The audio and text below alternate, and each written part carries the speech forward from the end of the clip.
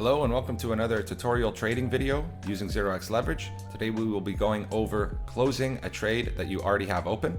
So to start, the first thing that you're going to want to do is go track lev. It should propagate your open position. There it is. And now from this menu, we have a few options. We can close it directly. We can add or edit a stop loss or add or edit a take profit.